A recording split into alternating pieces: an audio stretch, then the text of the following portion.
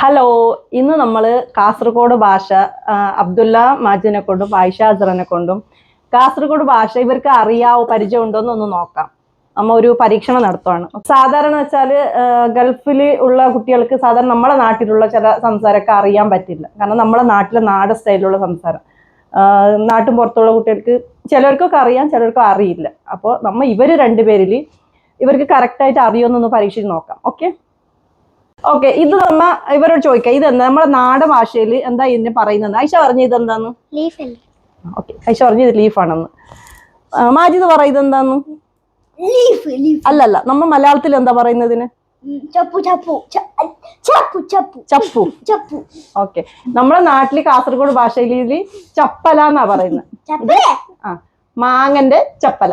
Okay, അടുത്തത് നമ്മ ഇതെന്താന്ന് ഇവരോട് ചോദിക്കാം, ഇത് നമ്മുടെ നാട്ടില് എന്താ പറയുന്നത് ഇതിനെന്ന്. ഐഷ പറഞ്ഞത് എന്താന്ന്? കോമ്പ്. ചീപ്പ് കറക്റ്റ്.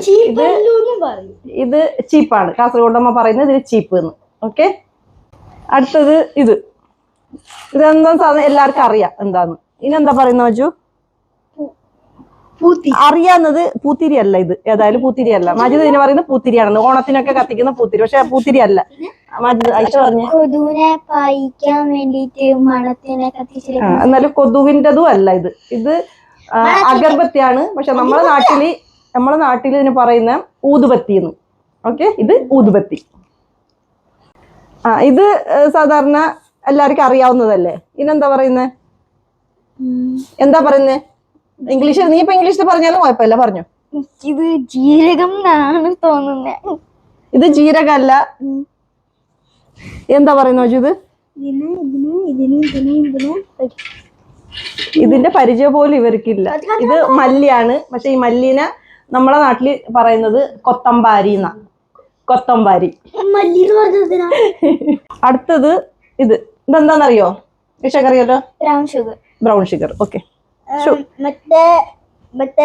മലയാളത്തിൽ എന്താ പറയുന്നത്?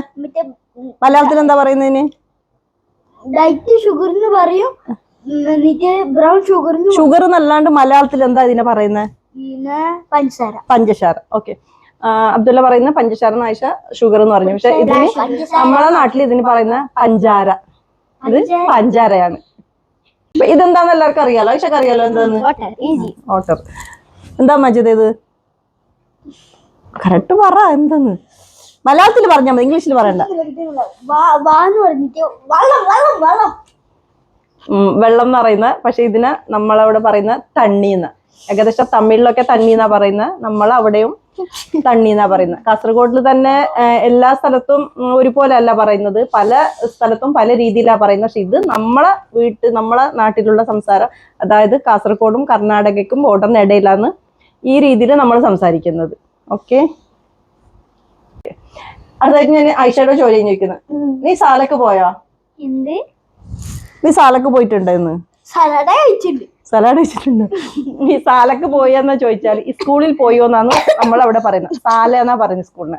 അതായത് കർണാടകയില് കന്നഡത്തിലും പറയുന്നുണ്ട് സാല എന്ന്. അപ്പൊ നമ്മളവിടെ നമ്മൾ സാല എന്നാ പറയുന്നത്.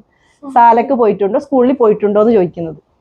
ഓക്കെ, ഇപ്പൊ ഒരു ചോക്ലേറ്റ് അലിഞ്ഞു പോയെങ്കിൽ നമ്മ കാസർഗോഡിൽ എന്താ പറയുന്നതെന്ന് മജിദ് പറ. പിസ്കിന്ന്. ഓക്കെ, നമ്മ ചോക്ലേറ്റ് ഒക്കെ അലിഞ്ഞു പോയെങ്കിൽ അത് നമ്മളവിടെ പറയുന്ന അത് പിസ്കി എന്നാ പറയുന്നത്. നമ്മ റൂമിനകത്ത് AC ഇട്ടിട്ട് ഫുള്ള് നല്ല തണുപ്പുണ്ടാവുമല്ലോ. അപ്പൊ നമ്മളെ കാസർഗോഡിൽ എന്താ പറയുന്നതെന്ന് അറിയോ?